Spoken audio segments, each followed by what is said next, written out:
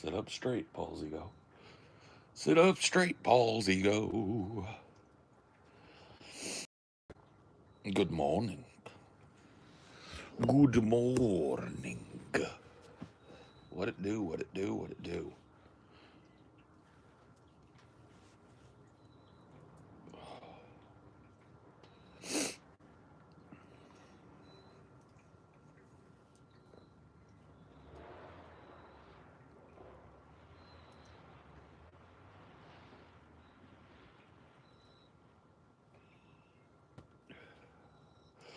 Yo. Yo.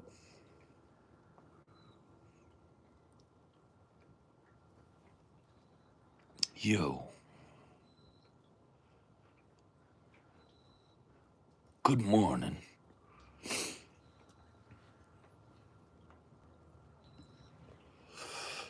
I need some coffee. Anybody want some coffee? Oh, a squirrel. Hello, squirrel. You have a nut? He does. He has like acorn. Hello, squirrely.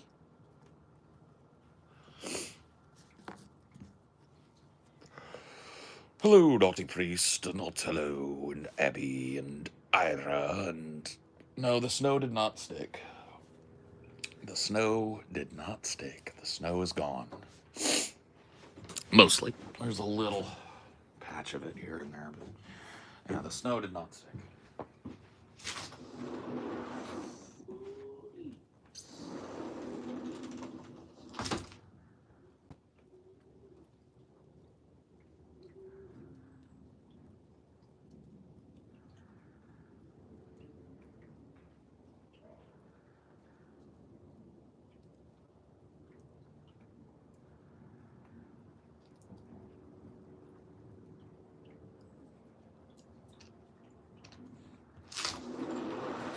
So chilly, Willie. Come out or no? No. No, I'm not gonna come out. Okay. Don't come out then. Ooh. Could use some coffee.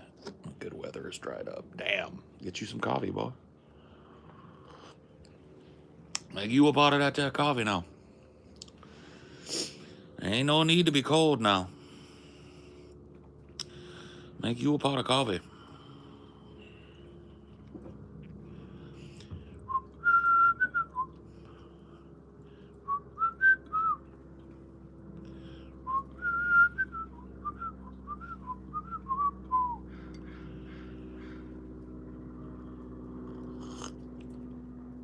Ooh. Nom, nom, nom, nom, nom, nom, nom, nom. A chorizo scramble, huh? That is pretty mean. Chorizo has that that lymph node in it. It's the best.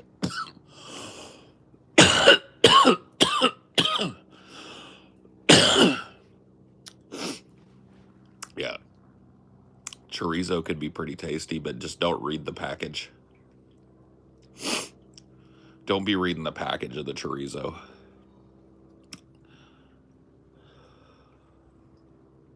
Morning conspiracy. Do you think Trump is trying to keep us in America by souring our relationships with our neighbors? Huh? I don't think so.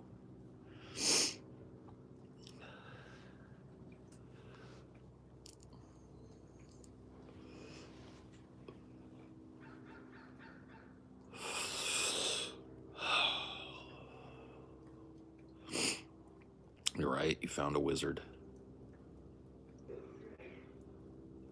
And I've just cursed you and your family with the small penis curse.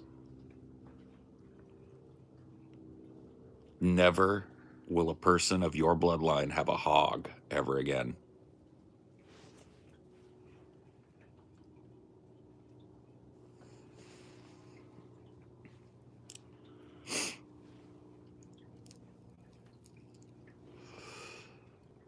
Your family's days of having a hog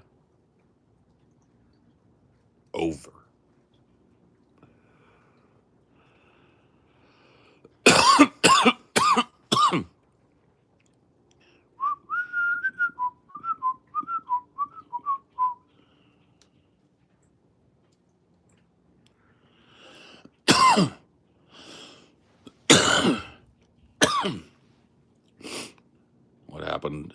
So that's what happened to Small Penis. Man, no wonder he hates you. Yeah. I cursed him.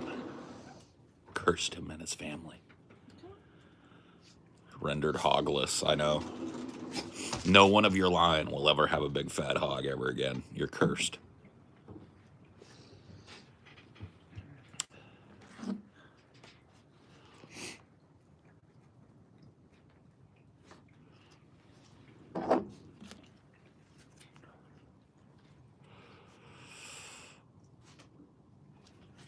Oh.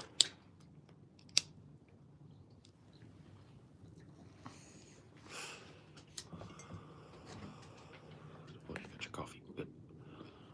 I'm about to run back in and get you some coffee.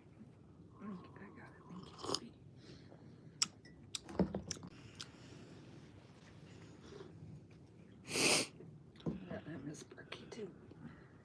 Yeah. His Breck.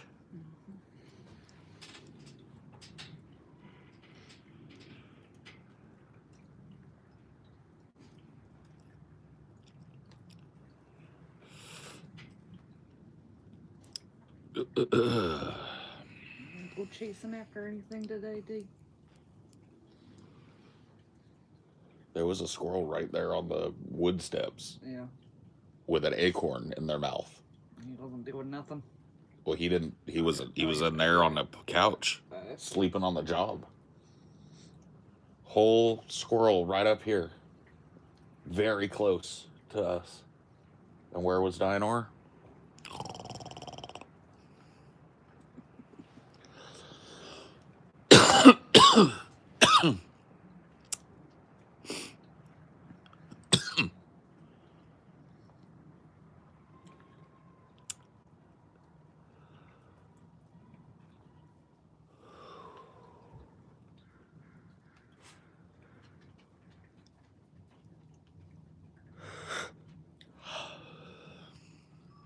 Was the Lyft driver wrong for not letting the 500-pound woman in his car? Yeah. Like, yes. Your job is to pick people up, not judge their fucking fatness or whatever. If your car physically can't handle it, then put like a little note, like. I mean, order you an Uber XL, you know. Yeah.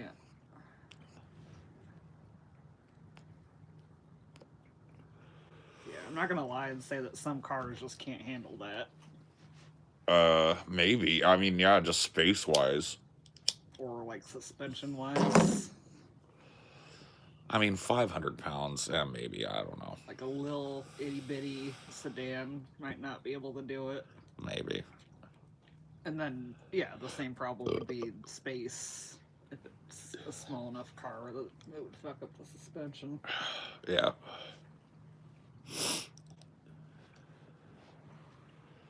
Saw a Lyft-like service in Dallas, specifically catering to fat fucks. See? That's what I'm talking about. Innovation. American ingenuity. Yep. There's a gap in the market. Some ingenious American fills that gap. Now you got Fuber for fat people. Just giant cars, you know? Laura, shut up. They should go on Shark Tank immediately and get $1 million. Yeah. Fat Uber. Yeah, Fuber. Yeah. Lift big and tall. Yeah. Why not? You know?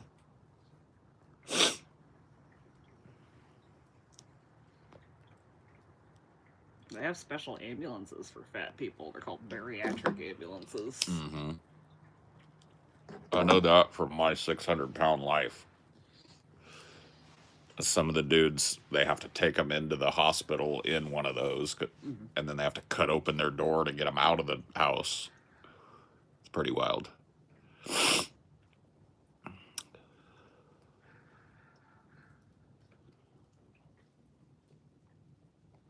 I'd kick your ass at Command and Conquer. I haven't played Command and Conquer since like 1994. So you probably would.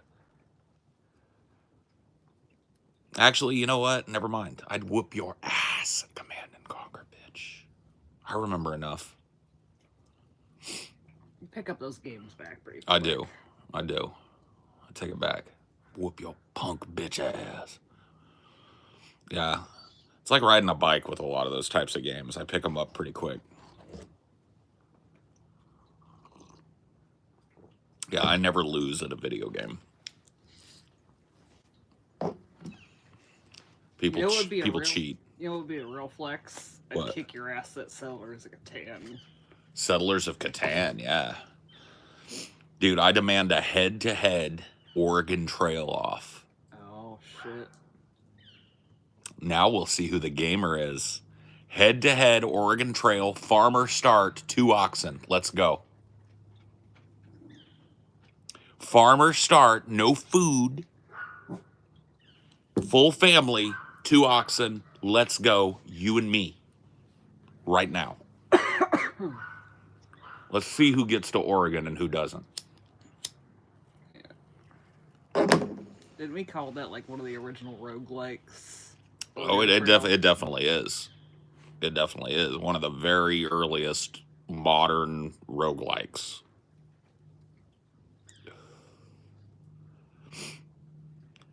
The 1v1 in Oregon Trail is a fun idea. Yeah. That's what they'd have kids do in school. And you'd play Oregon Trail on the iMac and you'd see who could survive and who couldn't. Yep. The whole key to Oregon Trail when you're playing on hard mode, which is farmer start, 2 oxen, full family, is you bring less food than you think you're going to need and you buy more bullets with your initial money. Because when you hunt, if you can get like a big moose or something, that adds a couple 100 pounds of meat right there. You know what I mean? And so you just got to stop and hunt. And you got to be good enough to catch a couple of fucking mooses here and there. And you need bullets for that.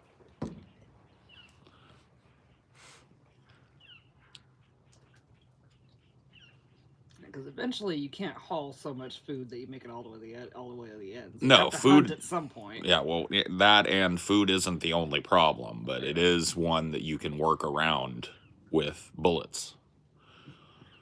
The hardest part of Oregon Trail is deciding whether or not you're going to ford the river or find a way around, find a better fording spot, because sometimes that'll take you to even worse fording spots. It's like, that's the big kind of like random, is like, are you going to make it across the whitewater or not? If you do, you know, it's just basically like hoping people don't get dysentery and die, you know?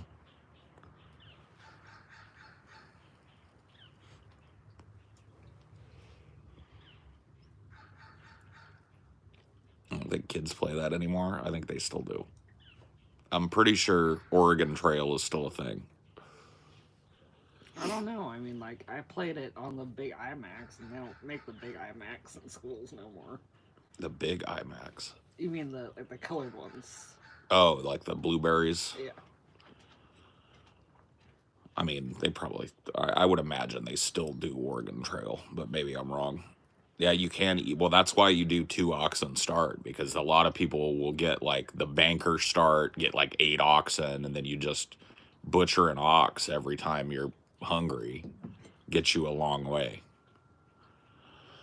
But the 2 oxen start, you got to protect your ox.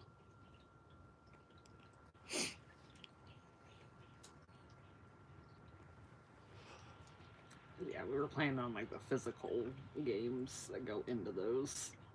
The physical games? What do you mean? Like where you have the disc or whatever. Oh, you had to pop the disc in? Yeah. Interesting. We had all of those things running, like all the programs ran because we had an Apple server. All of the programs were hosted on the Apple server and they would pull via the network. Mm-hmm.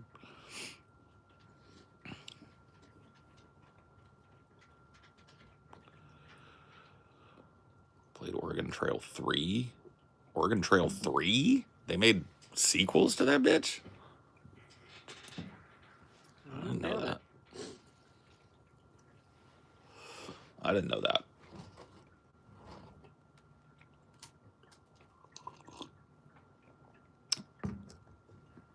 Oh man. Hey. That doesn't even feel right. That's the new Oregon That's Trail? like Oregon 3. Oh. That doesn't even feel right, man. It's too fucking complex. Give me my original Oregon Trail. So that was 97. I didn't play the 97 one. I was playing the OG. Yeah. Yeah, that's the one I played. The OG. My wife wasn't wearing her ring today. Oh, maybe she took it off to, like, take a shower or wash her hands or... I'll tell you one thing you really shouldn't do with a wedding ring is, like, try to, like, make a meatloaf with, like, ground meat and stuff. Oh, yeah, you gotta take it off. Anything you're gonna, like, get all your hands all up in, you probably don't want your wedding... Well, your wedding ring specifically, too. Yeah. So you've got a lot of filigree and stuff on your ring, so... Yeah. I mean, usually I just do one-handed meatloaf if I'm going to do it, rather than taking it off. But if you got to get up in there... If you got to get up in it... Then you got to take both off. Yeah. Get both hands on there. That was the first time I got it real messed up, is when we were staying at LA and we were making those burgers. I wasn't thinking. Oh, you just went in. Got, like, chunks of meat all in your filigrees. Yeah.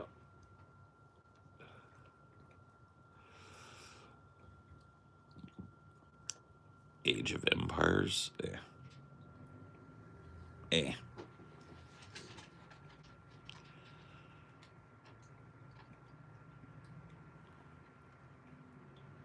do you think, D? He's been eyeing some squirrels, but he hasn't done a full chase. You just gonna let them squirrels run amok in the backyard? You gonna let them squirrels do as they please in that backyard? I see. I see.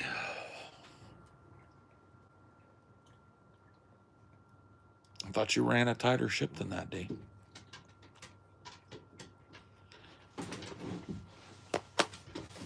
thought you ran a tight ship, D. I thought you ran a squirrel-free ship. But these squirrels are different. These are big, mean squirrels. And this is a bigger crazy yard. Squirrels. I could share a big tree with a squirrel. I guess. Being very nice.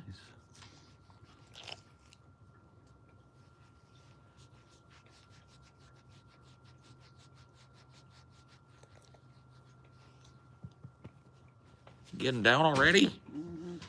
I think that was more of a let me in, I'm cold. Well, I tried. You could have sat in my lap. It would have warmed you up. We could have shared warmth. He wants to be lazy on the beanbag. Jeez. So cute with the fluffy winter coat. I know. It's like a little teddy bear.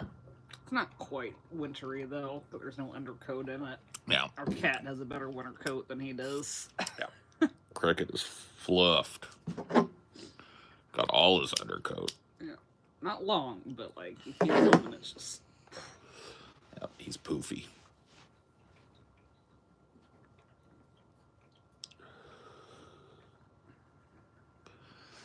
Oh, D.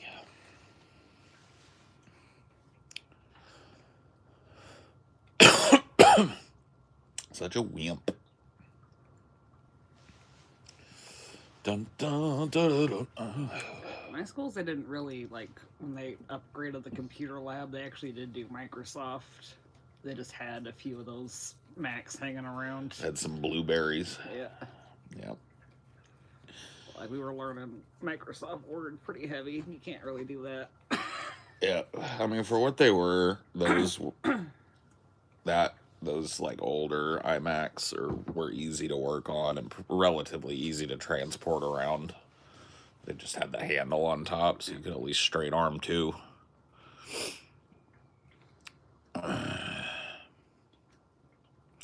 Bro, I know you've had some journeys in your lifetime, bro. Oh yeah, man. Life is a highway. You know, I want to ride it all night long. I never got that song. Life is a highway. I want to ride it all night long. But you don't want to ride it during the day. If life is a highway, you can't get off of it. Does that make any sense to anybody? I don't know. They're saying that nightlife is better, and they.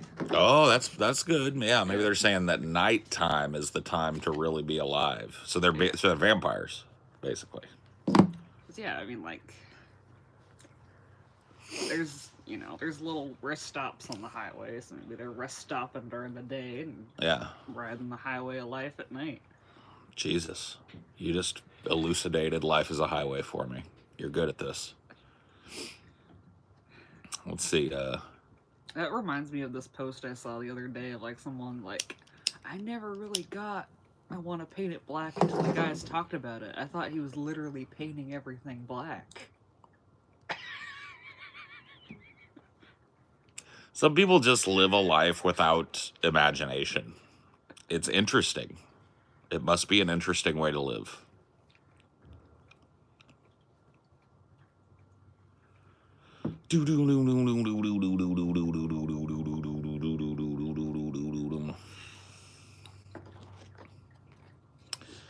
I see a red door and I want to paint it black.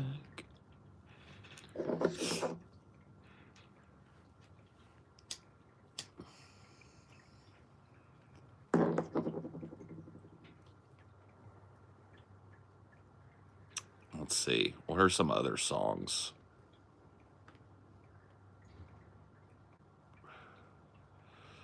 Have indeterminate meaning.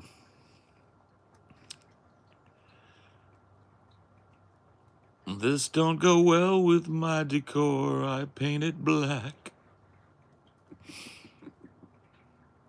I see things painted other colors and I want to paint it black. He's just a guy with like a bucket of black paint and a brush.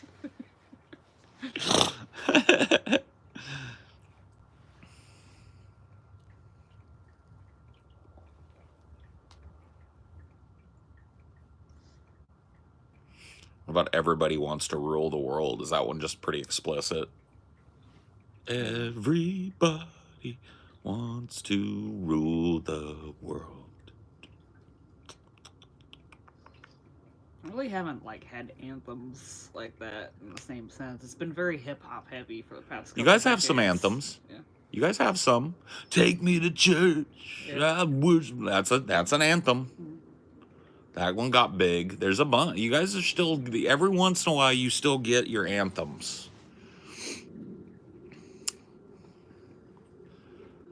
But they're definitely like not, like in the 80s, every song was an anthem. Like I said, it's been very hip hop heavy for the past couple decades. True. You can't really hip hop anthem the same way. Not unless you're Not unless you're Kanye. Kanye does the hip hop anthem. Whoa, hey, whoa, hey, whoa, hey, hey.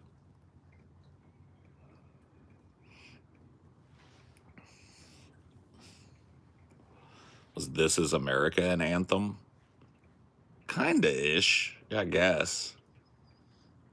But I feel like it's harder struggles with like other people doing it. Like that's the point of the anthem, is like other people can sing along kind of easy. True. And I don't think most people can get all the lyrics right of that song off the top of their head. True.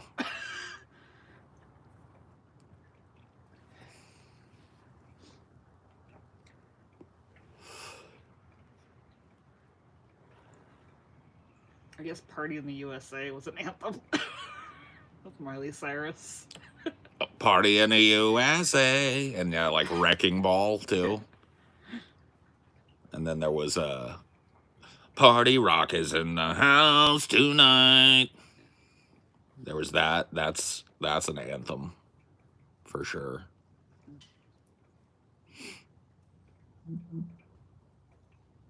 I recently listened to Maniac, and it's grown on me. Maniac is a good song from the 80s.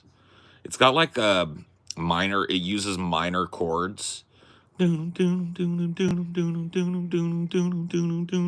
not like major chords, so it sounds a little ominous. She's a maniac, maniac on the floor. And she's dancing like she's never danced before. Sorry, I got distracted watching this squirrel give himself a little bath. Squirrely bath time. Yeah. It's very similar to like a kitty cat bath.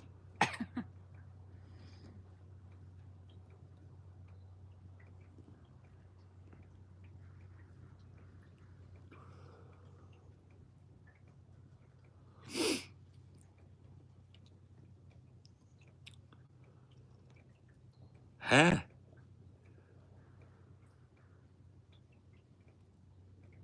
I mean, yes, in the 80s, everything was an anthem. Holding Out for a Hero is a huge. I need a hero. I'm holding out for a hero till the end of the night.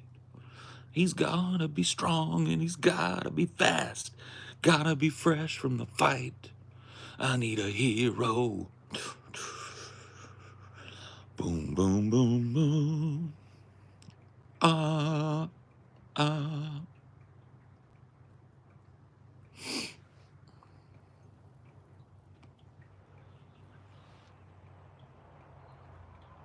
Have you ever done karaoke or no?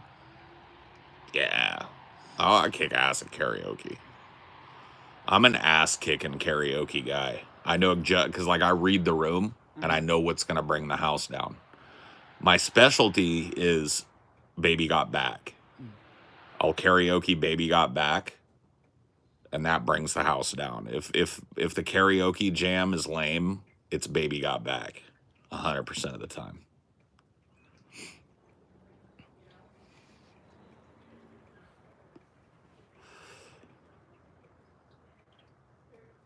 I feel bad about it. I first heard that song from Short Circuit. Why would you feel bad about it? That's where a lot of people heard songs back in the day. Yeah, I mean, like movie soundtracks used to be real big. Mm-hmm. They still sometimes can be, but not to the extent that it was. I feel like most people aren't buying the soundtrack to movies much anymore. Nope.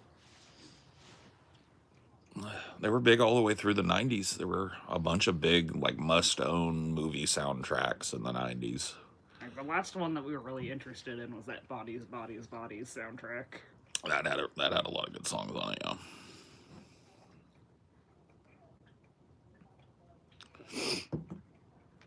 Yeah, the Forrest Gump soundtrack, everybody owned that because like mixtapes were harder to make before everybody had a computer and before, you know what I mean? Like, and so when you got a big soundtrack that was just encyclopedic, every good song from the 60s, 70s, and 80s, you know what I mean? Like, yeah, there were vibes. Right, you get the soundtrack. And then, like, I remember everybody in my friends group owned the Spawn soundtrack, even though the movie sucked ass. Oh, thanks, Maxwell. That was kind of you. And it's your first super chat too. What a fella. Thanks, guy. $100. What was the Spawn soundtrack stuff that was standing out? Spawn had, it was like, so right around the time Spawn came out, the movie sucked, but the soundtrack had a bunch of industrial on it, and industrial was like huge. So like it had like Crystal Method and some Nine Inch Nails and some Manson. Just a really, like, all around really good soundtrack. A Filter was on there, yeah. I've never seen Spawn with you. That's because I would never willingly sit and subject myself to it.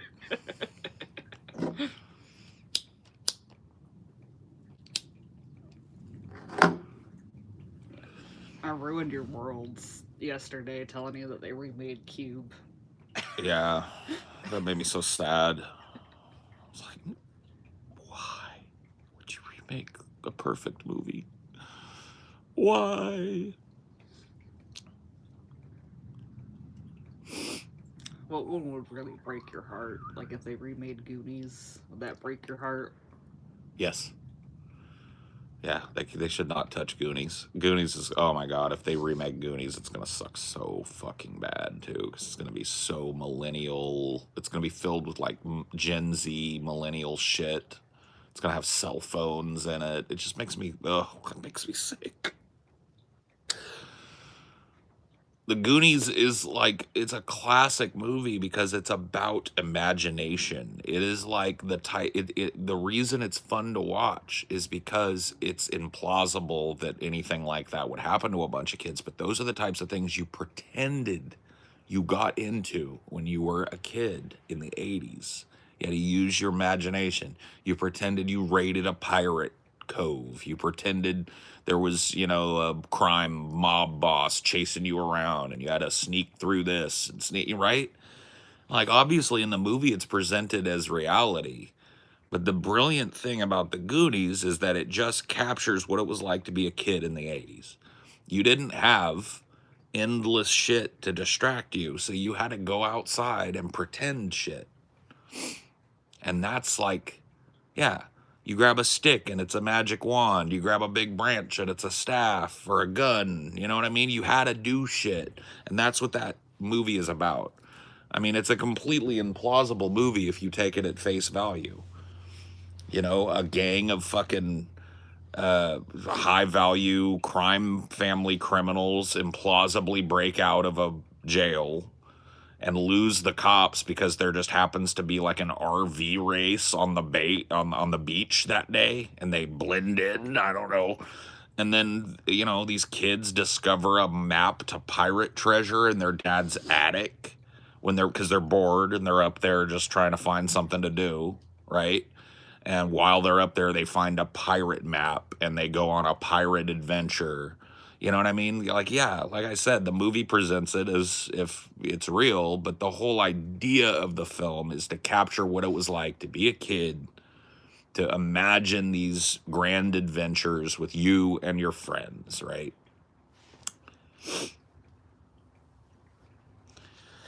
Just check the Cube remake and it's poorly received. Good. Yeah, Amelia had it pulled up last night when we sat down to dinner and she was like, "You want to do this?" And I was like, "No." Well, because when I first told you, you're like, "Let's watch it and tear it apart." Yeah.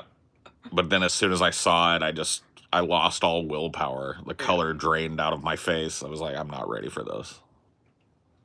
Back to Flavor of Love. Yeah, back to Flavor of Love we go. I don't have to pay attention to anything in that. And we were talking about, like, they could never make a show like that today. Yeah. The Bachelor is right on that edge. Yeah. That's as far as it'll go for a while. Yeah.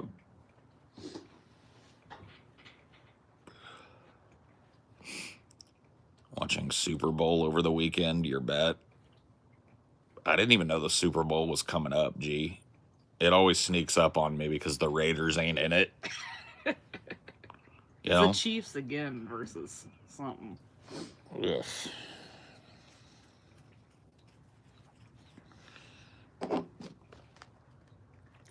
Chiefs versus Eagles. You really don't have a dog in that fight. Not at all. The last one you had any interest in was when the Rams did it, and that's because you at least knew someone that was into the Rams. Yeah. Yeah. The very least, I had something I could root for. But I would never stoop to root for the fucking Chiefs or the fucking Eagles, so I can both kiss my grits. You want me to root for a team in the Super Bowl that ain't the Raiders? It's got to be like the Steelers, the Rams. Who else? The Cowboys, maybe? Maybe the Cowboys? Ravens? Fuck the Ravens. I don't like these skibbity-ass new teams.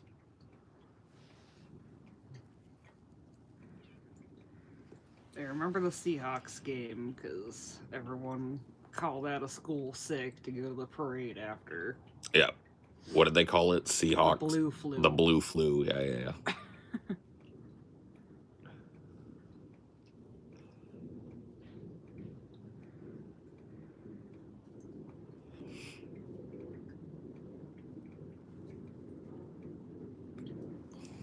The Browns. Yeah.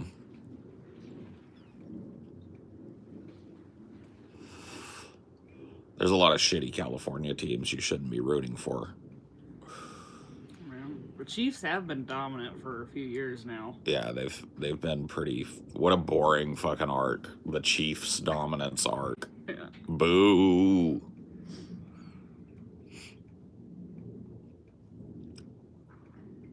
Yeah.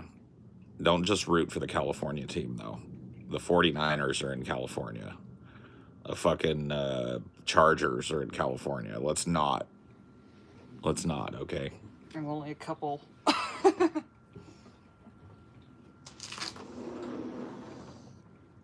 Who's worse, Pats fans or Eagles fans? Pats fans by a country mile. Pats fans are fucking insufferable because not a single, like, I would say like 90% of the Patriots fan base wasn't a fan of the Patriots until they started winning Super Bowls. They're fair weather fans, dude. Already, you see so much less Pats gear now that fucking Brady is retired and the Pats are no longer dominant. Already, like, you see it. Way less Pats gear. All those fair weather fans have traded in their Pats gear for Chiefs gear. I just can't. Dude, there's nothing more disgusting to me than a fair weather fan, bro. That tells me everything I need to know about you as a person. You're disloyal. You switch up on a dime. You would stab your brother in the back for a nickel. Basically, that's the line of logic that I follow.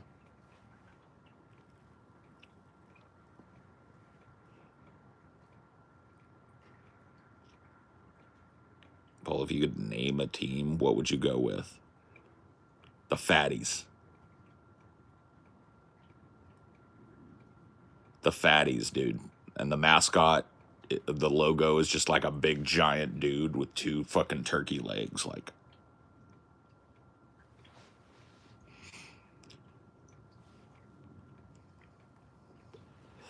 that's a lot to read into something. I mean, like, think about it, man. You like, what do you value in a friend? Let me ask you that question. What do you value in a friend? Probably loyalty, right?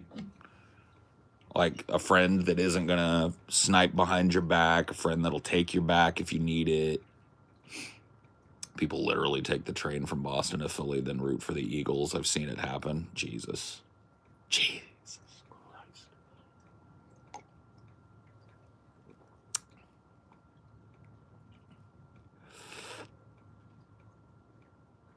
Well, the 49, see, if you understand football fandom, 49ers fans became Pats fans.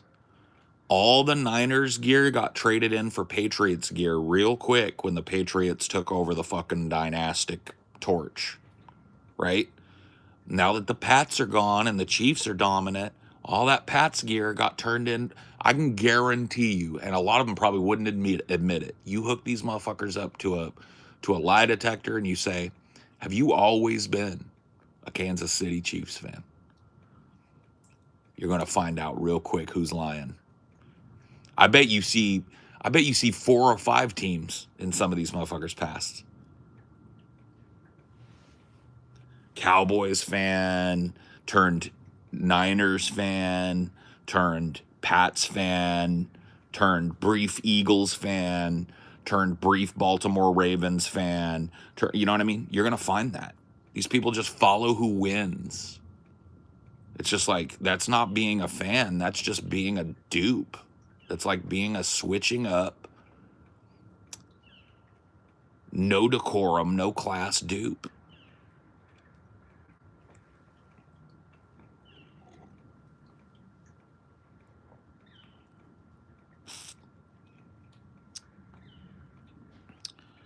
I agree with the sentiment, but to just stop being as in love with your team like you were when they were winning is different to stabbing your brother in the back. No, it isn't.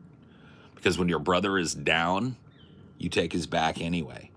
You take his back even harder when your brother is down. It shows character. It's a window into character. Your team is down bad. The Raiders, my whole life, right? I'm a lifelong Raiders fan, right? The Raiders, in my lifetime, have won one Super Bowl, and I was too young to remember it, right?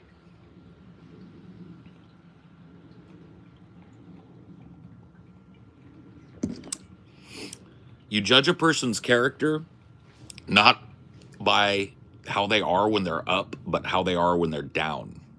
Fair weather fans, yes. That's where a person's true character is judged. Not when you're up, but when you're down, the real you shows. Okay?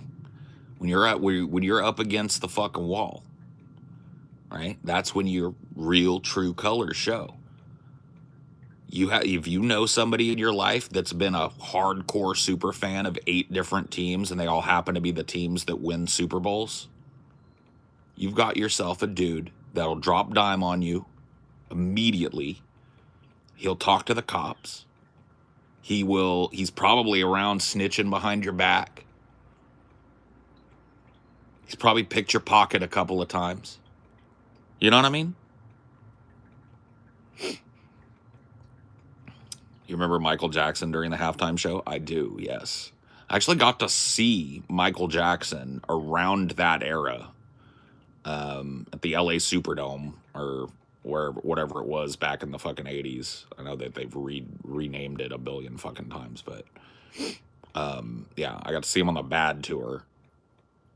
And I remember him doing the Super Bowl as well. Bro, chill. It's not that deep. Bro, don't tell me to fucking chill, bro. You wouldn't walk up to me in the fucking street and tell me to chill. Keep your fucking mouth where it should be.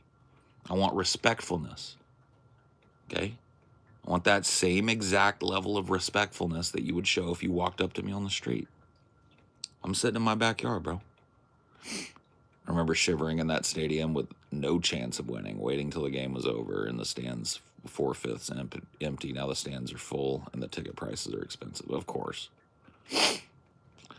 Of course.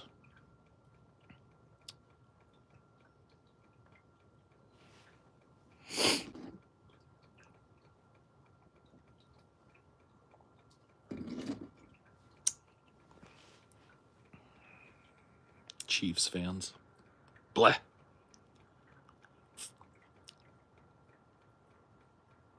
Bleh, says I.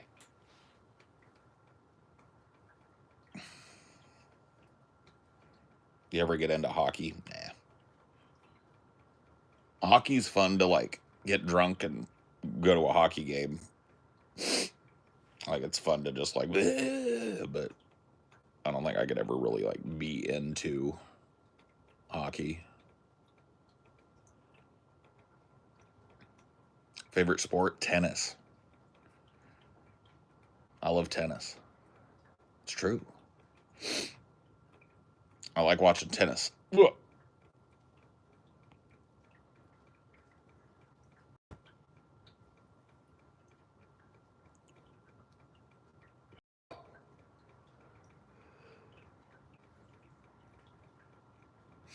I became a tennis fan when Pete Sampras was dominant in the 90s. I started watching Wimbledon because in the mid 90s, my parents got HBO for the first time, and HBO would do Wimbledon. And so I started watching Wimbledon. Pete Sampras was dominant. It was so fun to watch him play. I'm not really like a dude that roots for any one tennis player. I just like watching high-level tennis. It's cool.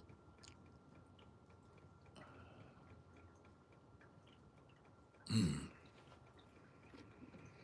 you ever play tennis with TJ? Tennis with TJ.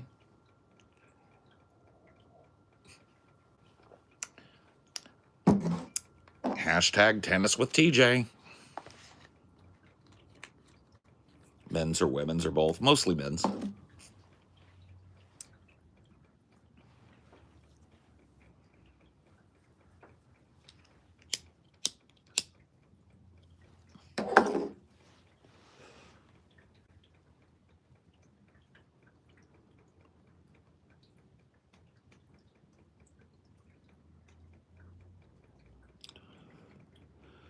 Oh, TJ would get domed at Wii Tennis. Missouri recreational cannabis legal, abortion legal. Also Missouri, John Ashcroft is AG, book bans, and a sizable KKK presence. Yay.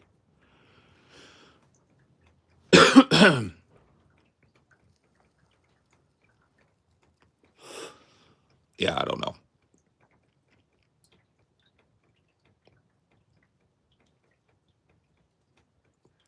I do know that, like, I am so fatigued with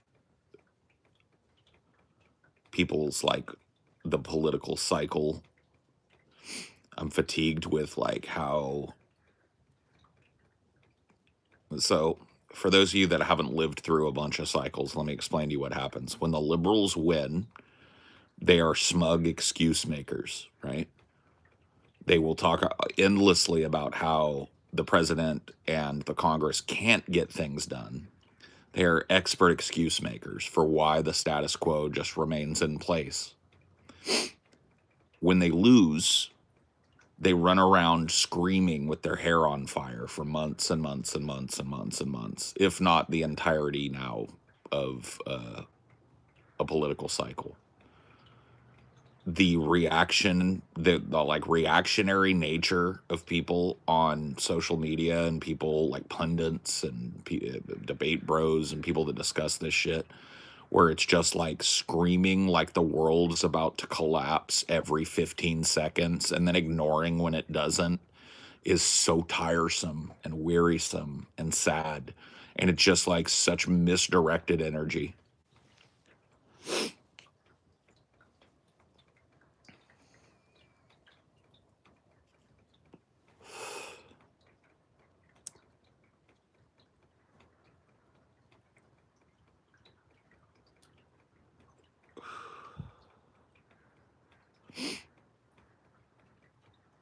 I mean, it's utterly predictable and exhausting.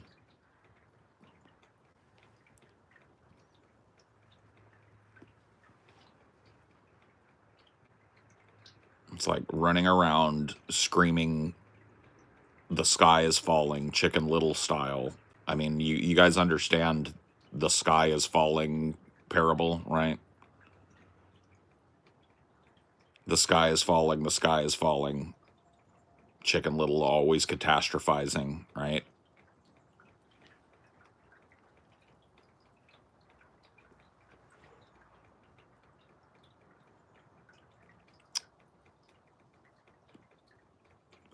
And it's just like so predictable and so pointless. It's like if I were a Democratic operative right now, 100% of my focus would be on reforming that party into something that's electable. We need a platform. We need a populist party platform that's going to win us elections. Because this old fucking guard shit ain't working, right? That would be 100% of my focus if I were a Democratic electoralist right now. And most Democratic electoralists are running around with their hair on fire. They don't know what to do. They have no answer to anything that is presented by Trump. They're screaming, the world is ending, the world is ending, the world is ending, as loud as they fucking can. And it's just Chicken Little shit.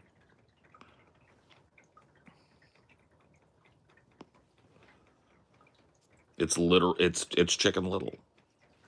The sky is falling. The sky is just like nothing ever gets done when you catastrophize.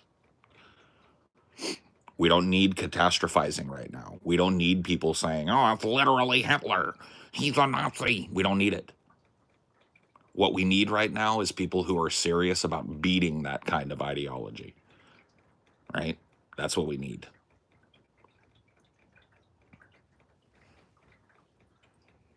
Yeah, Boy Who Cried Wolf, yeah.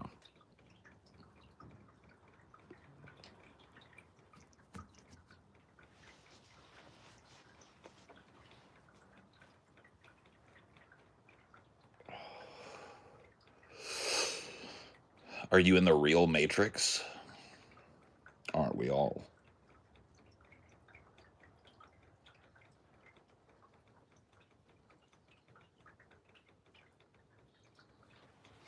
Oh, all the snow melt coming off the roof. Snow did not stick. And it's cold today, but it ain't as cold as it was. I'll tell you that fucking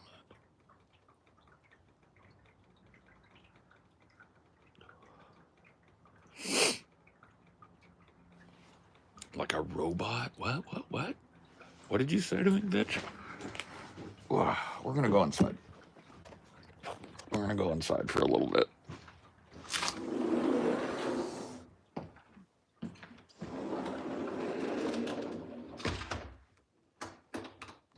Is it UD that's making that beanbag all smooshed? Oh, gee. You need to get higher on the beanbag, bud. You coming down here with me to lay on the coat? It's a little bit chillier down here, you know. Not as nice and warm down here. Because Dad can't figure out his pot-bellied stove.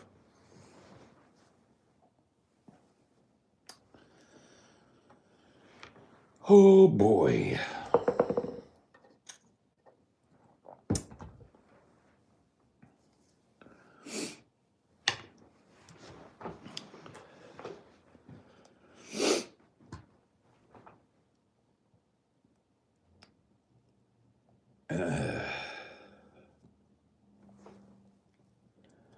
I don't think that I think you overestimate the reach and influence of even the biggest online personalities. There will be no reformation of the Democratic Party.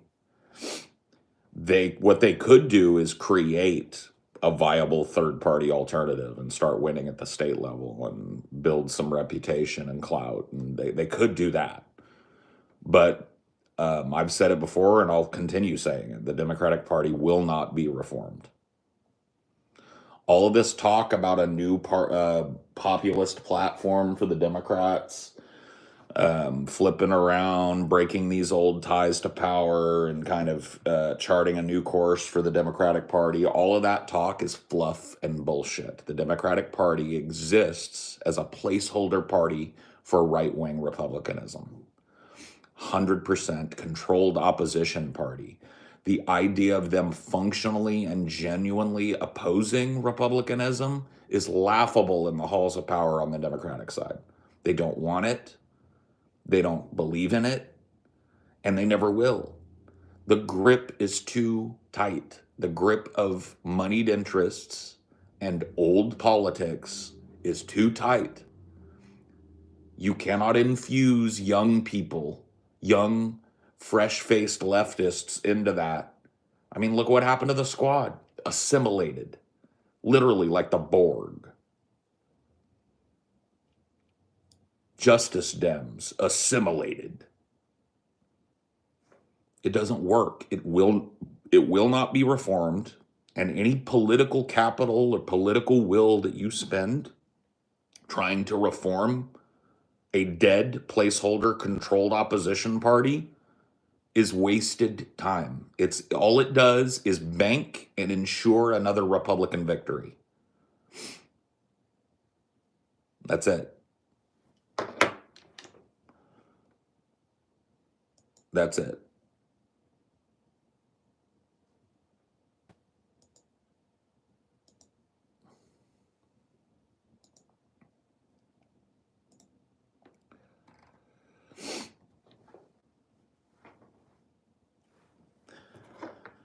America needs multiple parties.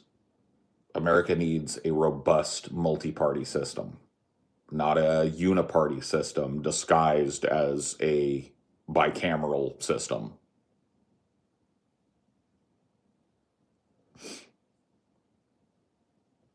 Do you still believe in the party switch? What do you mean? The party switch as it happened, or the fact that the parties could functionally switch? Yeah, no, I still believe that there could be a populist party switch. Absolutely.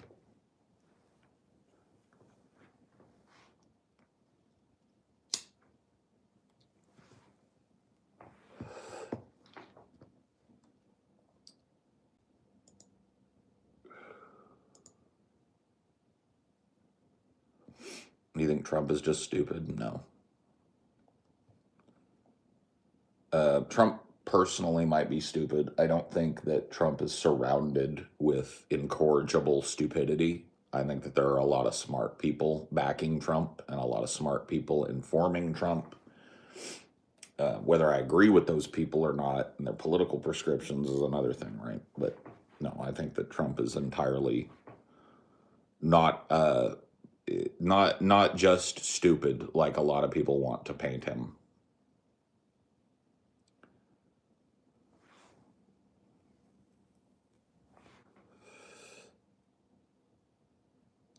You're talking about a populist party, Phoebes. You're talking about a left-wing populist party. You're talking about red meat for a populist base.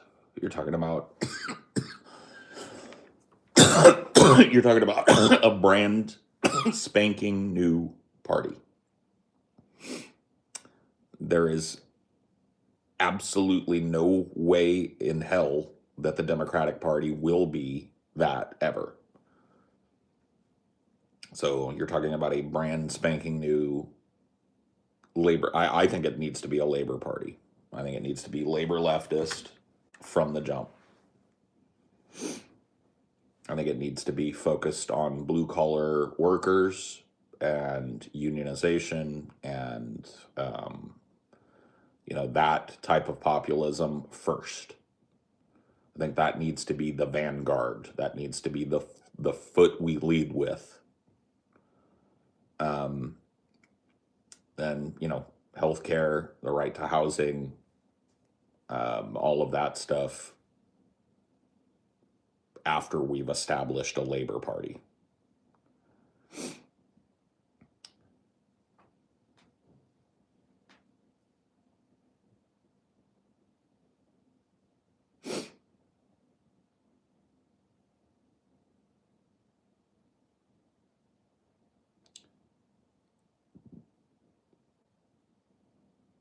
What's your opinion on Musk forcing access into private government servers that hold things like Social Security and whatnot?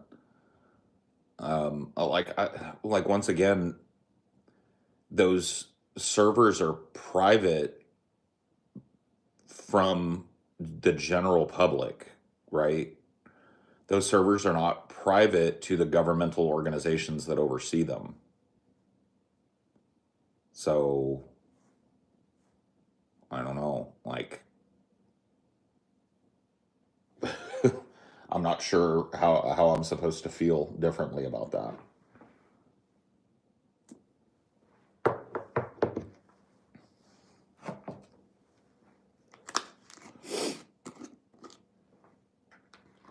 Am I who?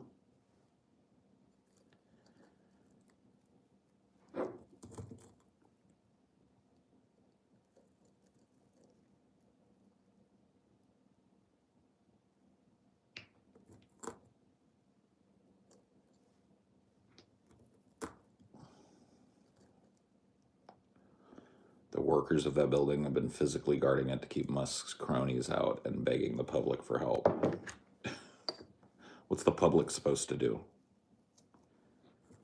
Yeah, I honestly I don't know. We'll probably cover news stories about it tonight. Find out a little bit more about what's going on, but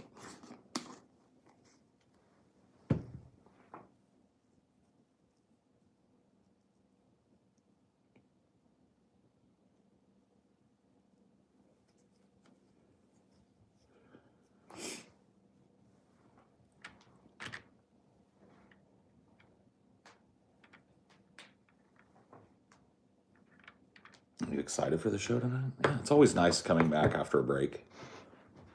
I'm stoked to be back in the saddle again, so to speak. It's fun doing the show. So I'm guessing, Paul, you're like me, thinking that Trump not stupid. He has malice and stupidity. But should we give the benefit of the doubt that he's just dumb and not evil? I don't use the word evil. I think the term evil belongs in the Bible and works of religious fiction like the Bible. I don't think that evil is a quantifiable existing thing. I think that labeling things as evil invites people to turn their brains off when thinking about things. Yeah, I don't like the term evil at all. Let's just put it that way. You know, it's not a term that you hear me use ever. And there's a reason for that.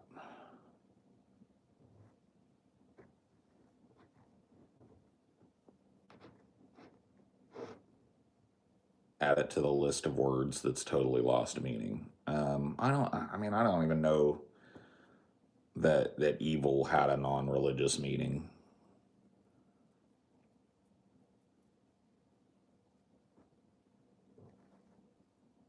I think that evil is just one of those moral absolutist kind of positions in a relativistic world that don't make any sense.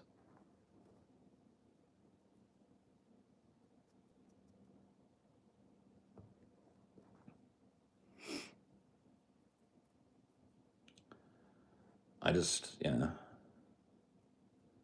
there's too much of that. I think it connects back to what I was talking about. People running around chicken littling. I think it's that sort of thinking, that kind of like evil, absolutist, moralistic thinking that leads people to being frightened when they should be strategizing. It just seems that way to me, anyway.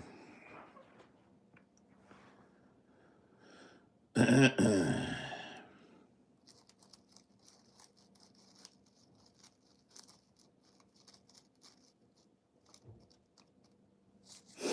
saw the movie Smile yesterday. The entity in that movie is evil.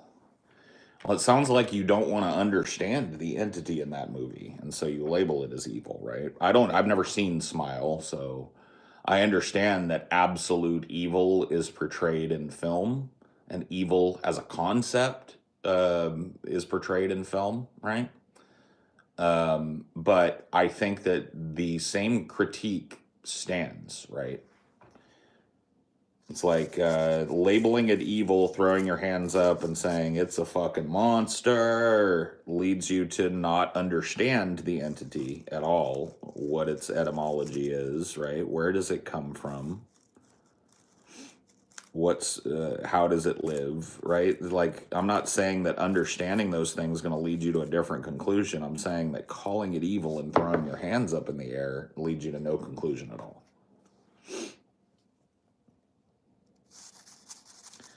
Right.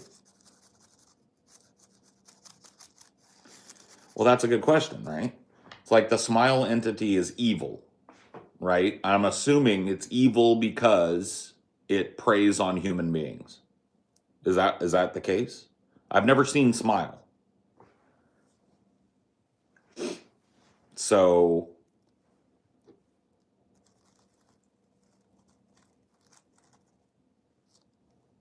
The smile entity is evil because it kills human beings. It devours human beings. It preys on human beings. It needs human beings to live, or what? Like, what is it?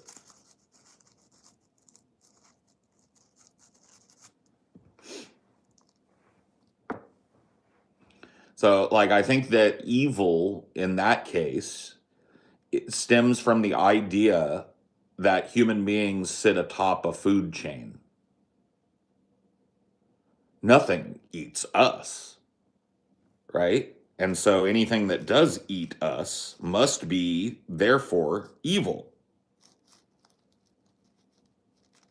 But is a wolf evil when it catches a rabbit? Maybe from the perspective of the rabbit, the wolf is evil.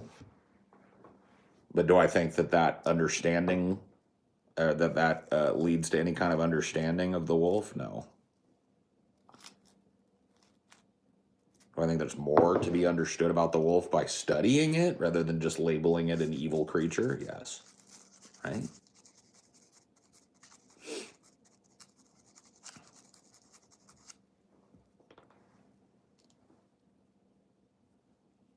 Yes. That's what I said. Evil is a theistic, it belongs in the Bible. And discussion about it in the real world belongs from a biblical perspective or not at all, right? Like, it's just not something that exists in the real observable world as we understand it. Even the worst of the worst people had a mom, had a dad, had influences, grew up in a certain type of environment, right? You want to understand why people do profoundly evil things, you need to study people. You need to study their pasts and try and come to an understanding with people, right?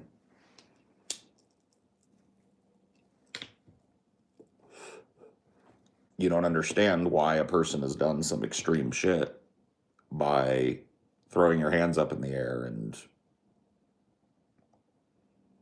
labeling them evil.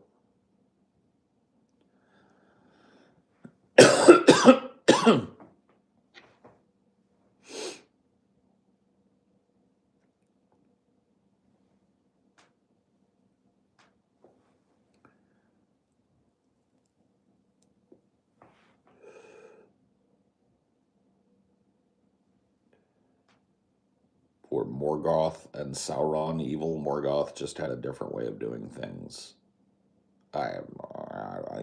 You're getting into Middle Earth deep lore.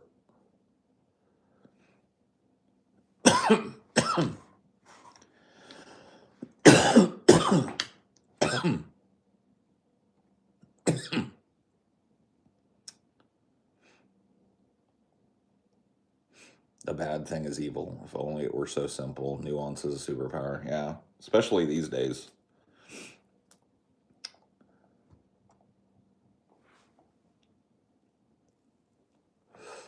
Nuance and attempted mutual understanding are pretty much dead. Pretty much. From what I can tell, at least. You even read the Bible? I've read the Bible cover to cover 2 times, at least. Yeah. I was raised Christian. Do you agree with top physicists who theorize the existence as we know it is a hologram? Yes. I do. Are the libs overreacting over Trump? Yes. In the sense that they are spending too much of their time reacting to Trump and not enough of their time planning on how to beat Trump. You see what I mean? So yes, the libs are overreacting. It's every day it's a fucking Chicken Little, sky is falling, boy who cried wolf episode. And it's not feeding anything other than people's mistrust of the Dems. When people who aren't hardcore Democratic operatives and loyalists see people running around with their hair on fire screaming the sky is falling and then just pretending it never happened when the sky doesn't fall, and just continuously cyclically doing that, it massively makes people want to walk away from you and your political prescriptions. Like, there's this weird thing in the liberal mind where they think that catastrophizing makes them look good. This is something I've never understood about the liberal mindset. They think that going, gee whiz, guys, he's Hitler, like makes them look good. And really what it does is it makes anybody with half a fucking brain in their skull turn their back on your party and walk away from it because it's filled with a bunch of fucking retards. A bunch of chicken littles. People don't understand this. Like, there's no cohesive opposition to Trump. There was a fucking, let me find that fucking news story that somebody posted. Fucking unbelievable. This is a New York Times story. We have no coherent message. Democrats struggle to oppose Trump. More than 50 interviews with Democratic leaders revealed a party struggling to decide what it believes in, what issues to prioritize, and how to confront an aggressive right-wing administration. So that's what it is. All these shit libs running around with their hair on fire, calling Trump Hitler, calling Elon a Nazi, calling this, calling that, just using the fucking strongest chicken little language they can fucking come up with, are actually chasing people away from supporting the Democratic Party. Because the Democratic Party looks like a bunch of feckless losers right now. Bunch of dumb fucks. Like the chairman that they elected, chairman for the DMC, or the DNC. They elected a chairman, and he goes, good billionaires, we like good billionaires. We'll take your money, but we're not going to take any money from those bad billionaires. He literally said that. That's a quote. So this is like, you need to start fucking paying attention. Like, you remember earlier, and we weren't even talking politics. You pay attention to a person when they're down. That's when a person reveals the truth about them. Take a look at libs when they're down. It's a nightmare. It's a rotating villain fiesta. It's a finger-pointing fucking parade. Hair on fire. Sky is falling.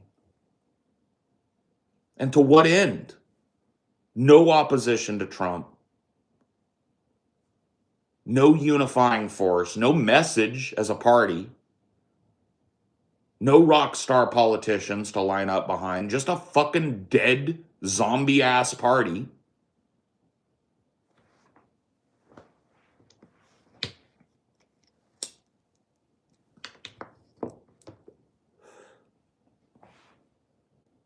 Is there a point in which the accusations become valid? I don't know. I don't know. Is there a point in which you make the accusation and you move on and you do something about it? How about that?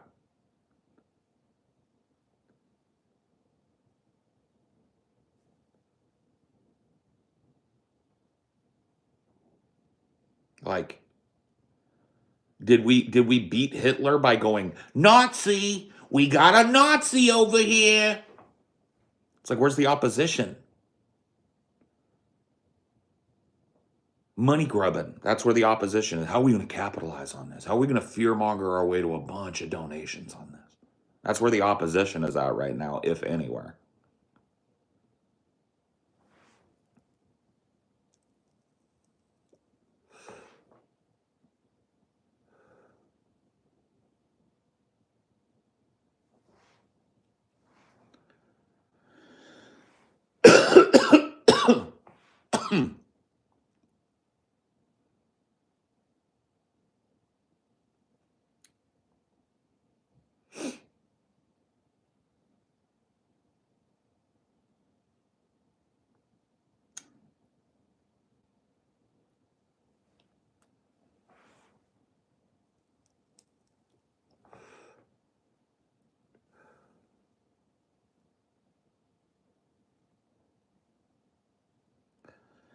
Just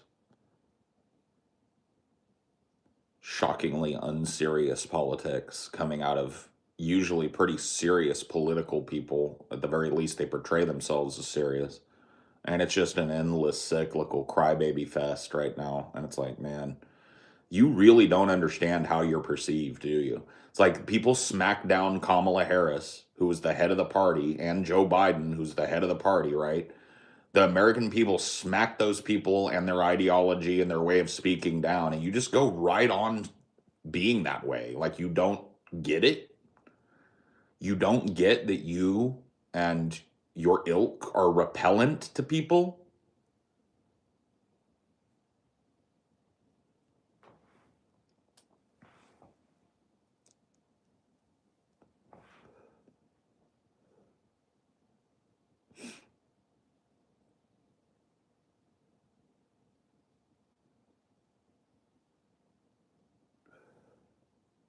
Dude, if I had all the funding that the Dem Party has, literally the whole country couldn't. I know. They scalped $1.5 billion for Kamala Harris with a B. $1.5 billion. And they just can't get them done. What are we supposed to do? Trump's a Nazi. He's a Nazi. What do we do? Fucking pocket lining, worthless, shitty, zero opposition. Let's keep tuning into that. Let's keep pouring all of our political hopes for the future behind this. Right here. See it there? The rot. Take a good look.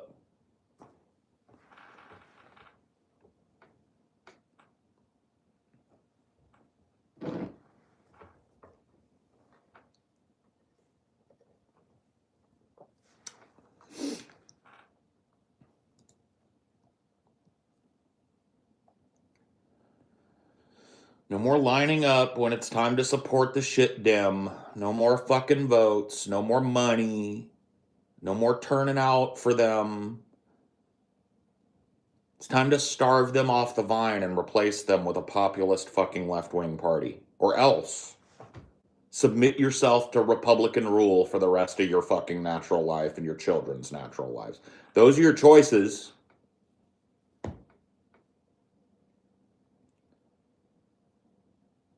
Standing with the Democratic Party at a time when it has no message, no leadership, has just dropped one of the most hilariously inept fucking electoral cycles in American history. Running around trying to pontificate and tell you the sky is falling, right? With no reflection, with no holy fuck, guys, what the fuck did we do? How did we get so bad? None of that. No self-reflection, no self-awareness, no message, just endless fear-mongering. That's all I got. That's what they got now. And it is utterly and completely repellent to the average person. The average person sees you acting that way, sees that you have no message, sees that you have no unifying fucking populist message at all, sees that you have no power, sees that you're incapable and silly, and then sees you pontificating like you're the smartest person in the room and screaming about how the sky is falling with no answers to any of it. And it's utterly repellent. The average person turns their back on you immediately and starts looking for something else. And that's not their fault. That's your fucking fault. Yeah, blame Joe Rogan, blame sexism, blame racism. Don't blame the Democratic Party that gaslit you about Peepaw's dementia all the way till the last second and then coronated an unelectable person. Don't blame any of that. Find anything. Blame leftists like me who wouldn't vote for a genocidal fucking warmonger. Blame me. Blame the person that has principles. Anything. But blame the Democrats. Shitty messaging. No populist fucking front. No credibility with the American people anymore. Lying in their fucking pockets. Insider trading. Scooping billions off of people for candidates that they knew were going to lose. You guys heard that, right? The Democrats' internal polling, their internal polls that they don't release to other people, not one of them ever showed Kamala beating Trump, yet they still came with their hat in hand, didn't they? So they knew they had a loser on their hands, and they still came to you for 6 months with their hat in hand. You showed out to the tune of $1.5 billion for somebody they knew was going to lose. Where did that money go?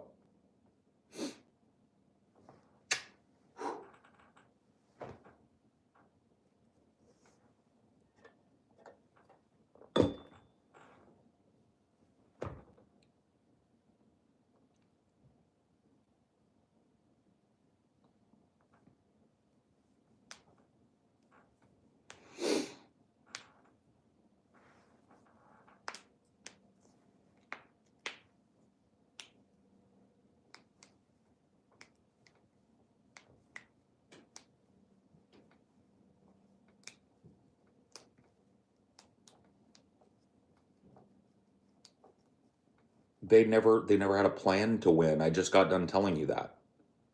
They knew internally that Kamala loses to Trump 10 out of 10 times. And they still came to you hat in hand asking for donos for Kamala. They never had a plan to win. Kamala had momentum. Well, you disagree with every internal polling mechanism that the Democrats used. Because Kamala never beat Trump in any internal Democratic polling. One time.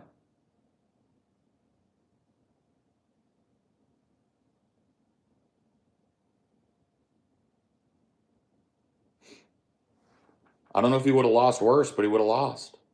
Biden's internal polls were awful. Most of them had him losing. So, just like you 6 months ago were pom-pomming that fucking loser fest, and now you want to talk political prescriptions and shit? And the best you got is Nazi, evil, run around with your fucking hair on fire. Like, where's the cohesive message? Where's the opposition? There isn't one. It's because the Democratic Party is not meant to win. It's meant to lose. It's a placeholder party.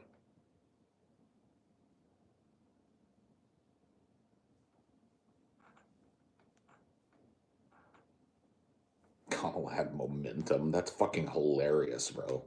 That's hilarious that you bought that.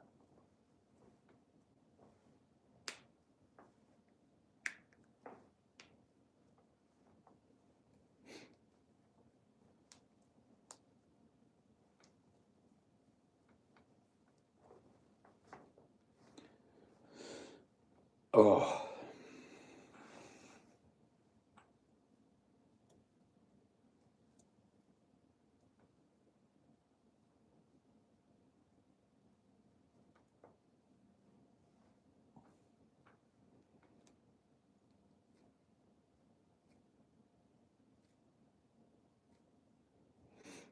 Best you can do at this point is focus on local government and organizations and ensure they stay functional as much as they can. No, that's not the best you can do.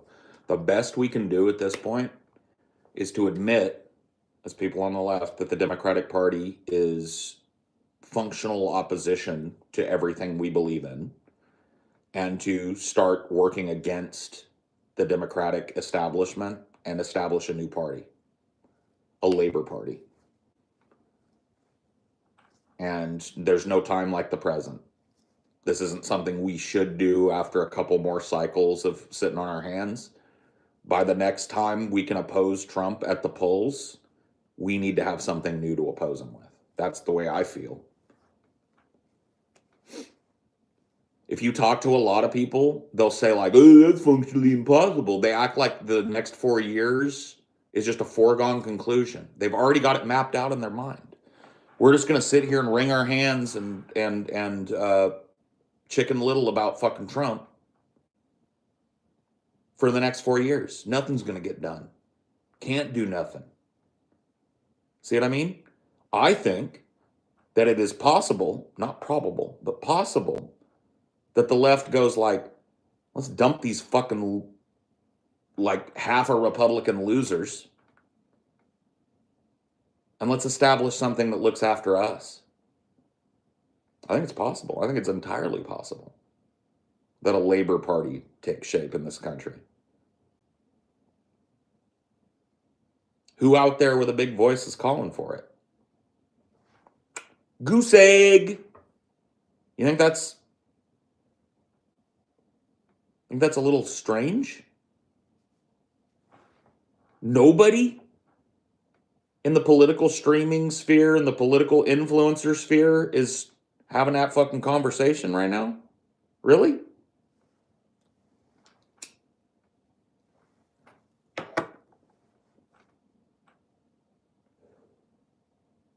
That hilarious, embarrassing loss to Trump, and nobody's thinking about maybe it's time to jump ship?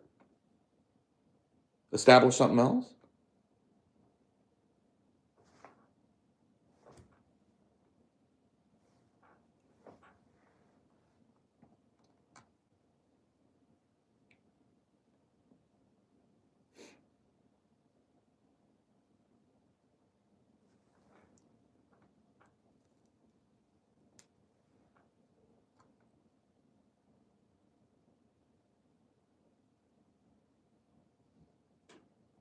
Varsh. Varsh. Get out of here. Your brain is broken, sir. Hence with thee.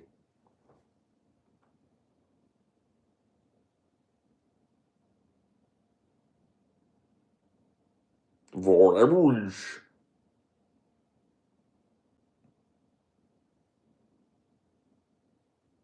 How will we start this party, though? Well, there's existing structures we could build upon.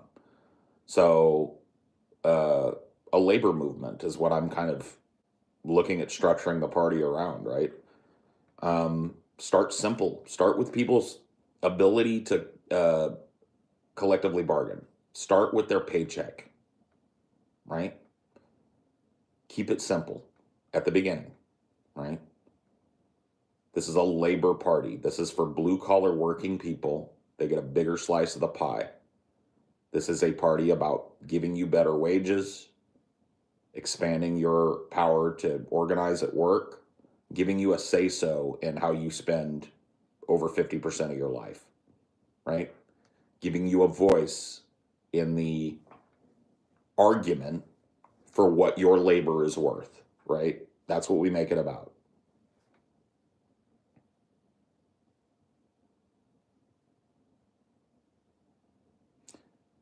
Thoughts on Destiny arrest? Huh? Did he get arrested? Dun dun dun.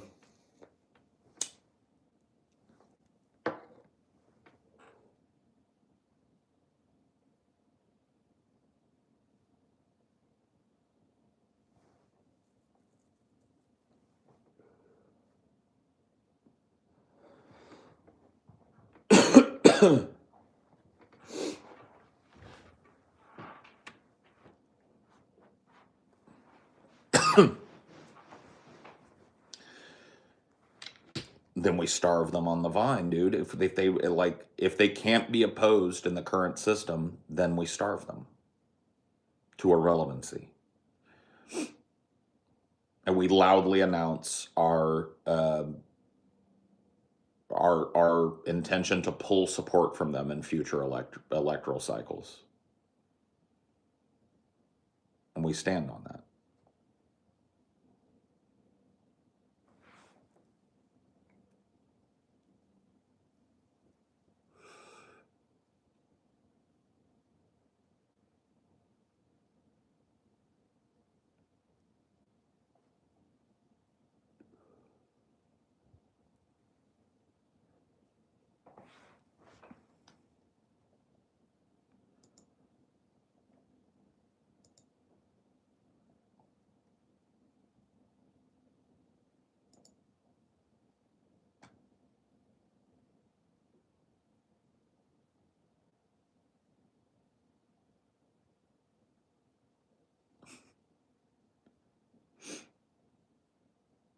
Are you afraid of tariffs? No. Get a haircut. Lose it. Imagine you're trying to fucking shit on a dude and your fingers are flying so hard on your phone keyboard. What a tard, dude. I love it when people try and insult me and it's just filled with like misspellings and improper grammar. It's just like, oh man, that's my favorite.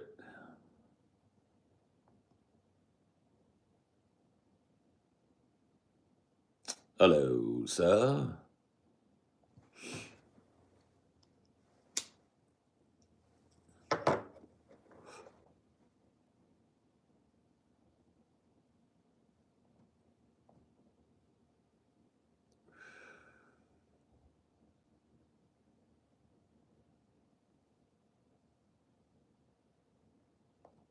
You're gay. Yeah, yeah, yeah. You're gay. Yeah, yeah.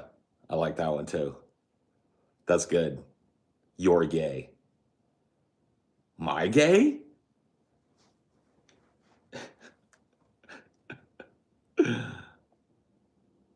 This isn't my flea circus.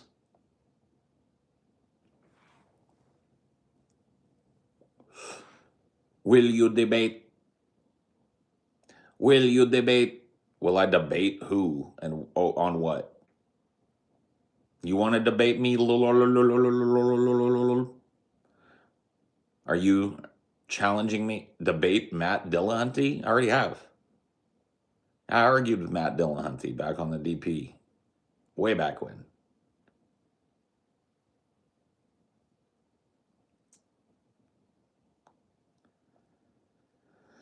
Hi, Paul. What day is planned for your next Nuggets live stream? Today. So we just had our week off. We're back to the schedule. It's Tuesdays and Fridays. We're live for the public. Today is Tuesday. So in about 2 hours.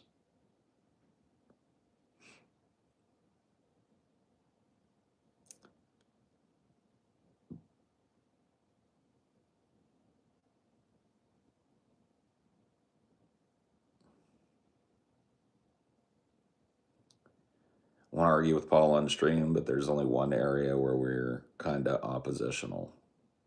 Yeah. Can't argue with me then. We don't oppose. I need more opposition. Will Ferrell needs to be debated. Yeah, dude. I'll debate that bitch ass Will Ferrell. You better believe that. Bitch ass Will Ferrell. I will debate him. No joke. I will. I swear to God, dude. I put it on squad. I'm going to destroy Will Ferrell in debate. He keeps ducking me, though. He won't fucking show.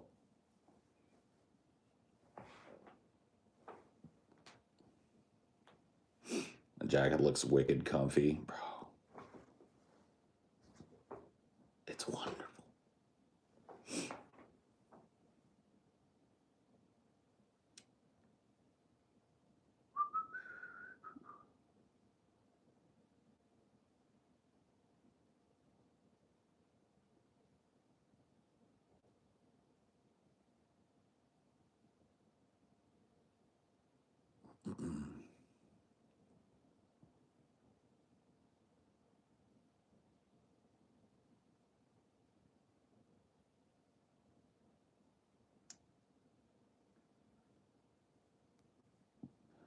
Yeah, I mean, I like Will Ferrell in certain instances.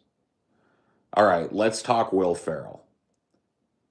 What is Will, like, name me, let me give you some examples where I think Will Ferrell is good. Okay? Will Ferrell was good in Zoolander, the first Zoolander at least. I didn't really care for the second one. Will Ferrell was pretty good as Mugatu in Zoolander. Will Ferrell was funny. I really like the movie Step Brothers. Step Brothers is a funny movie. Come on. It's duty, dick, balls, and fart jokes and poo-poo jokes. You know what I mean? But like, come on. You never saw Step Brothers?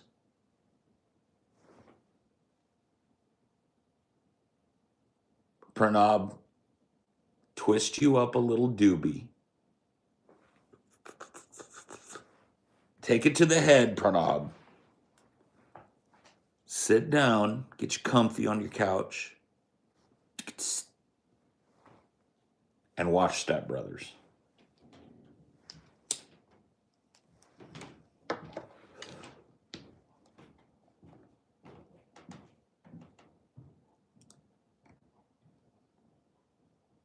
Yeah, I mean, if he rubs you the wrong way.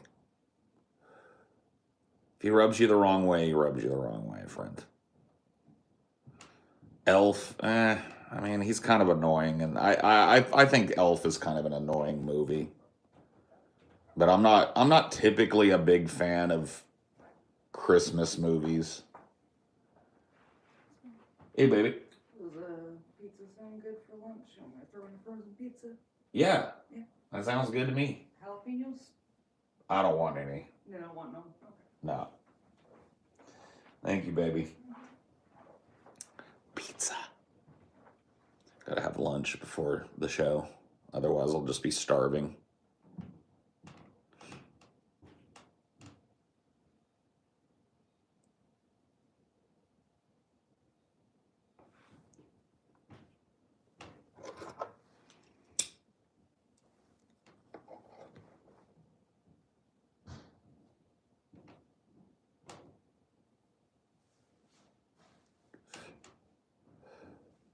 Why no jalapenos? I just don't feel like it this morning.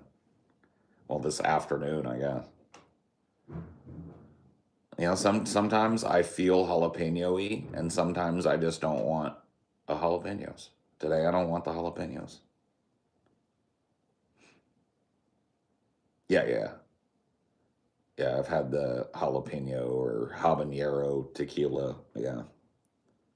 It was pretty popular for a few years for people to do it, like make their own like pepper infused spirits. It's the strongest chili you've eaten. I don't know, man. Like what's hotter between a habanero and a serrano? I've eaten a lot of both of those. I know serranos can be pretty fucking piping hot. So maybe a serrano. Like I'm not really looking to suffer with my eyes bleeding out of my fucking skull. But I'll eat a habanero all day. I'll eat a serrano all day. A jalapeno all day.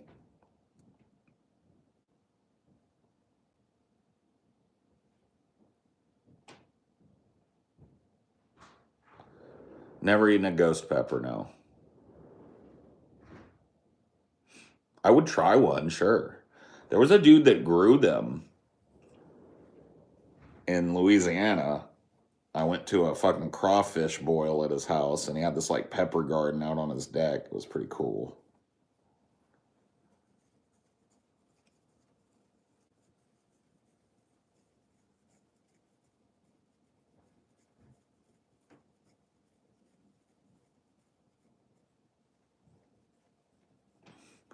Kale did the one chip challenge. Did he have like a whole meltdown over it? Yeah, the one chip. That's some painful heat right there.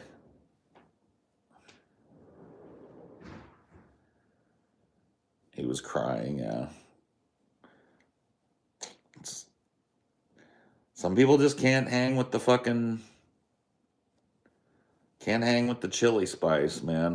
Look, I know my limits. I tested my limits when I was younger. I fucked around and found out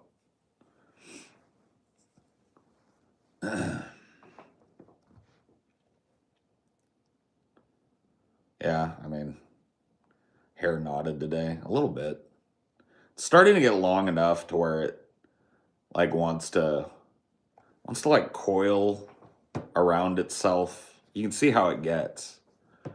And like I don't want to over brush it because I kind of like the way it looks naturally, but kind of have to just like maintain it when it's like that. Find any like little tangles coming. But I like it better like when I brush my hair, it gets all like it, frizzy and shitty. So I like my hair to be like the way it kind of lays naturally, but it will get all twisted up at this length and longer. So, but I'm liking it at this length, so I think I'm gonna let it grow for a while. I brushed it wet when I have long hair. That's supposed to be really bad. They say never ever brush your hair when it's wet because that's how you break hair.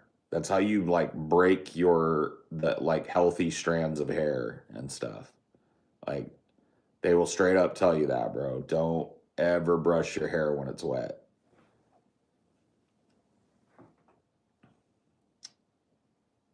Paul with a perm. Yeah. They could probably do some pretty wild perm stuff with me.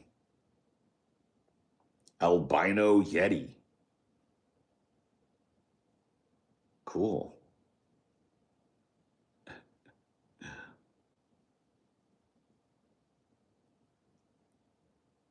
Beard hair included in that? Like, what do you mean?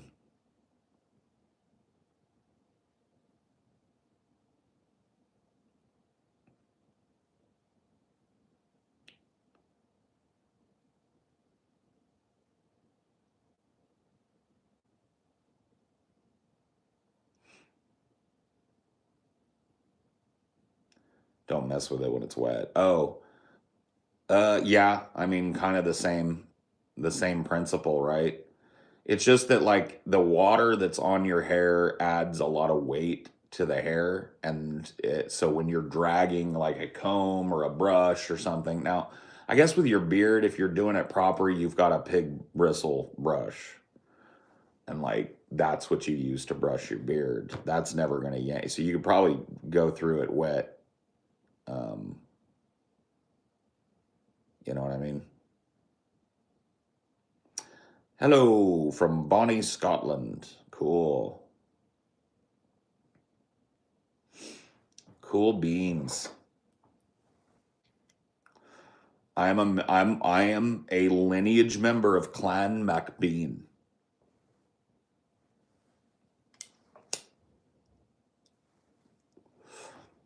On my mother's side, a Highlander true, Clan MacBean.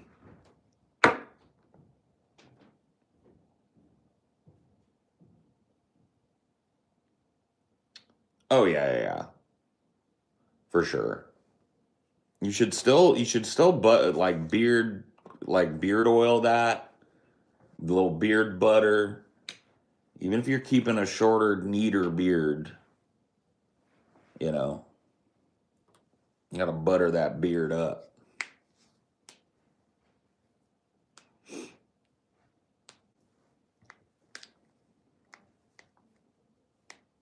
You thought I was a Native American princess? Oh yeah, and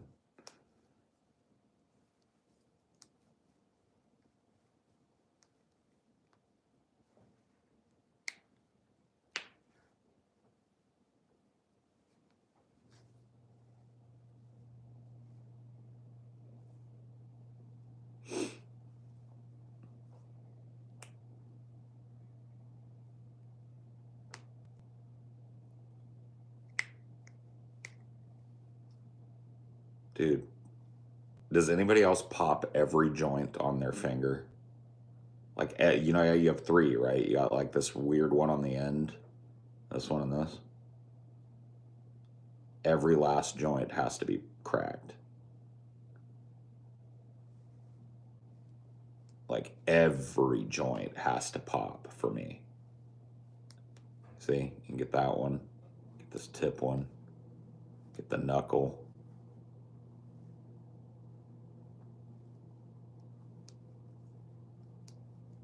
Can't pop your pointer fingers no mo? Why not?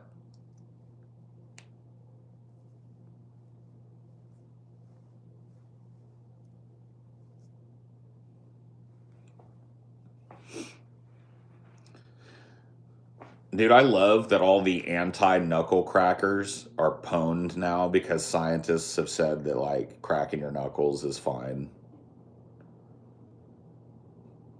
Thumbs can hurt sometimes. Yeah, thumbs can be stiffer, but you can get them. Yeah, there we go. You can get them all the way down to even that, like, weird tip of your thumb is kind of like a little joint that you can get sometimes. Sometimes you can get that, like, top joint just by squeezing your thumbs. Just, I've already popped through all that though. Those are the primo pops. It's definitely like a nervous tick with me too. Just something I do absent-mindedly sometimes. It just feels good.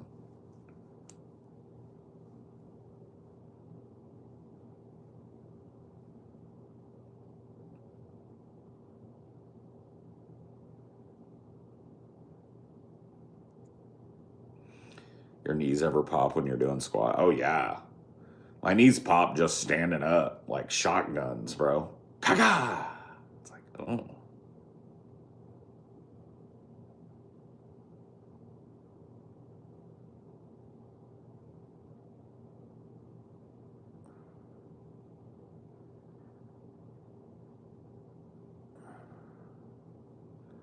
My ankles crack a lot, yeah. You get ankle pops, knee pops, hip pops, back cracks, neck cracks, jaw cracks. My whole ass skeleton is popping left and right and center, popping up, popping down, popping all around the town. Oh, pop, pop, pop, pop it goes. Where it pops, nobody knows. Ugh. It's basically just like my life in a nutshell. How many joint cracks can...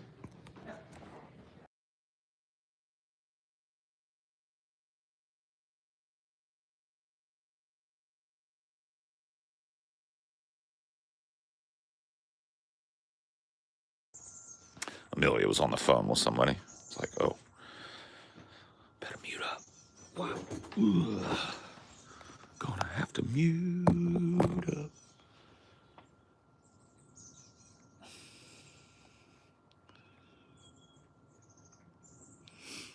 Birria shepherd's pie or birria pasta.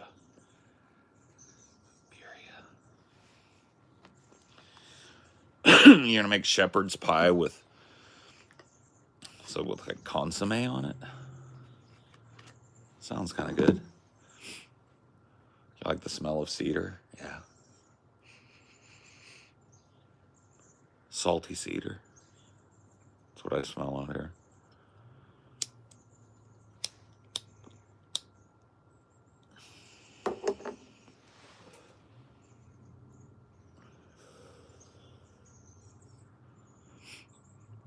Ran out of corn tortillas and I'm too lazy to go to the grocery store and get tortillas.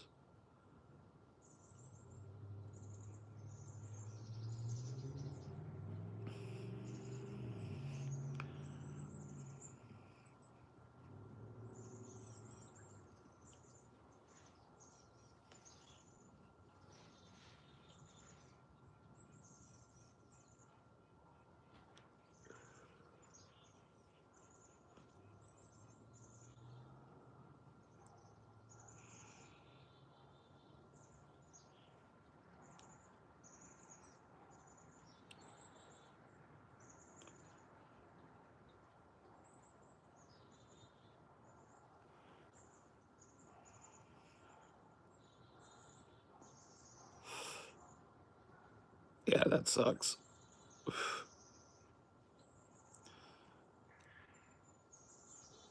I'm glad I work from home. I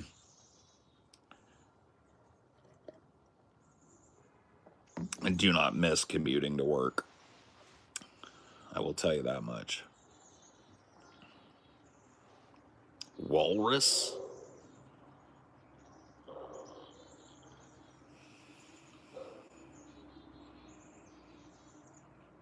Dono haga la shuka la pite mundo kala inda. Do she la fundi simbura legni di snovamidea. Flusem paka lo kuki shikala. Dori la boom chikala nindumba joka kifo shak.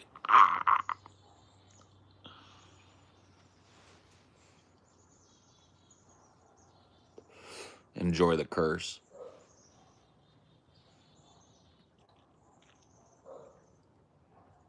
Enjoy your curse.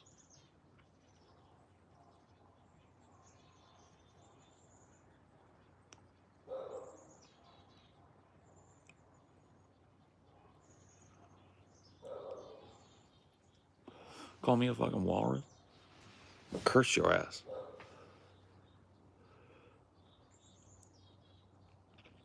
Throw a fucking curse.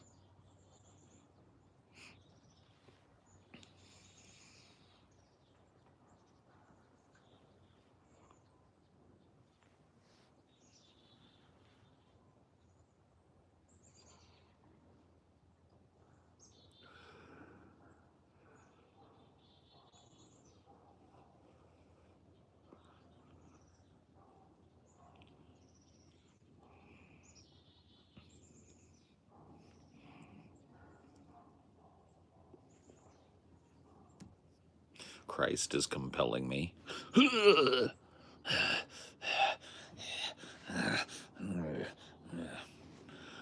Do not mention the shepherd's name.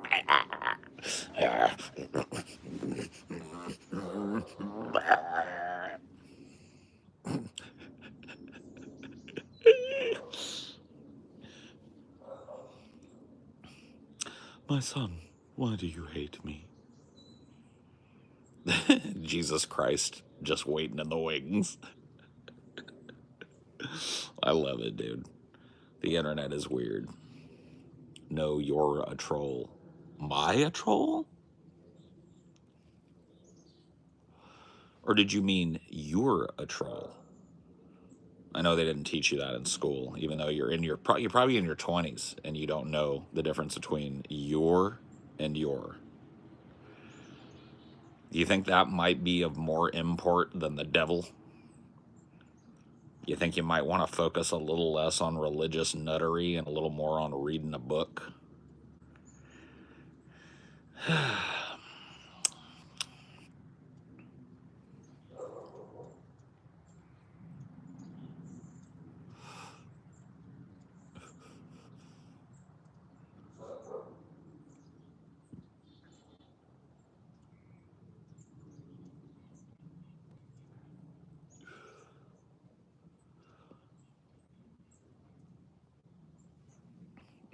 Good for you, Jesus. Good for you, bro. Keep that energy, Jesus.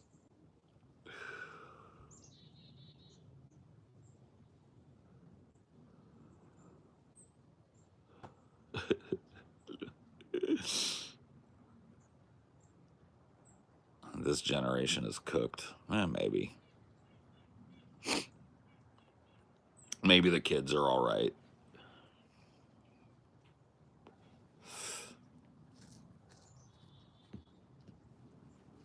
Ooh.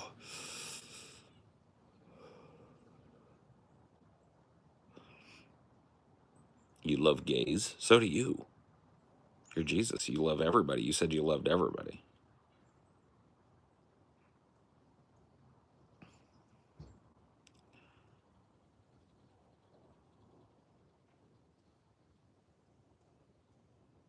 Jesus. That's a lot of moolah.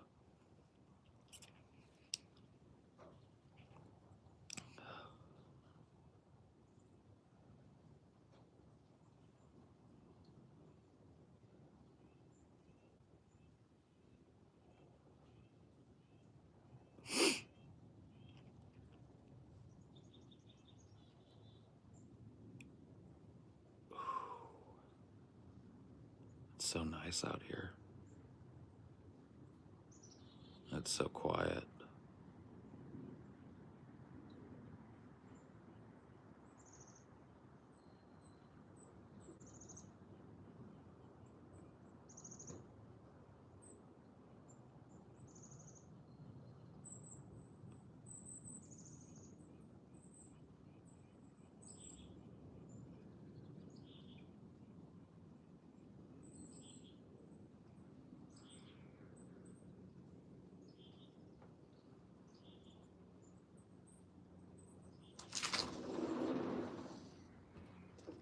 Hey, baby.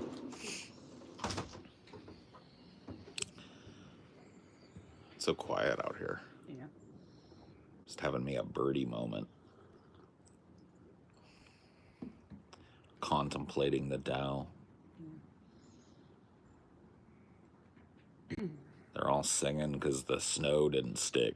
Yeah. Are all out celebrating in the sun right now. We might get a little snow tomorrow. We'll see.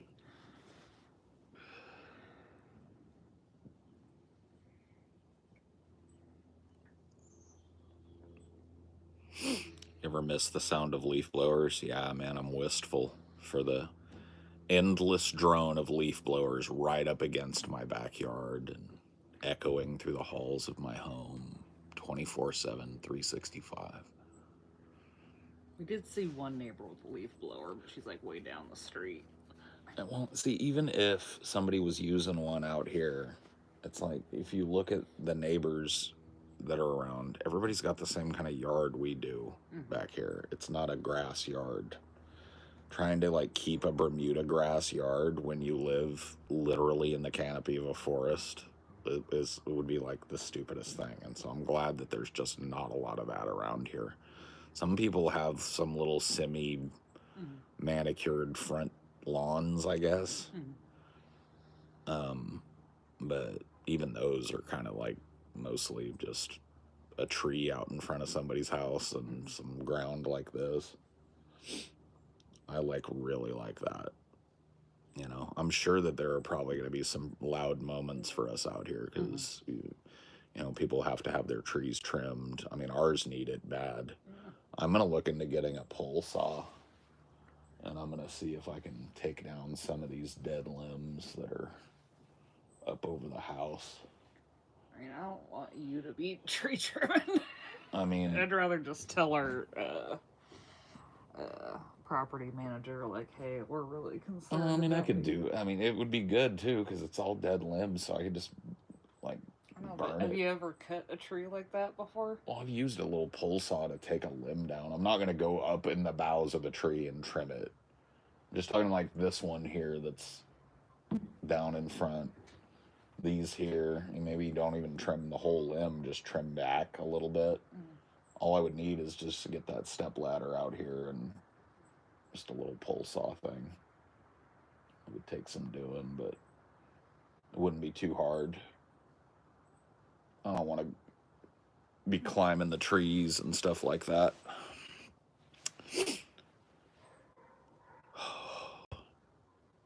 Speaking of uproarious sound, were the cicadas out in force when you lived in Louisiana? I mean, yeah, the cicadas would come and go. Louisiana, in the area we lived in for the longest, it was the leopard frogs. Leopard frogs are super loud and like it's just like such a swampy sound. And they would sing all night long for part of like the wet season in the summer. They were just constantly. It's hard to like, because like when they're all singing at once, it just becomes like kind of like a gray noise. It's like cicadas. It's very much like the trill of cicadas when they're in bloom. Like it's not a bad sound, I guess. Anyway, I'm done. I'll see you guys on Onion Nuggets tonight, or in like an hour and a half.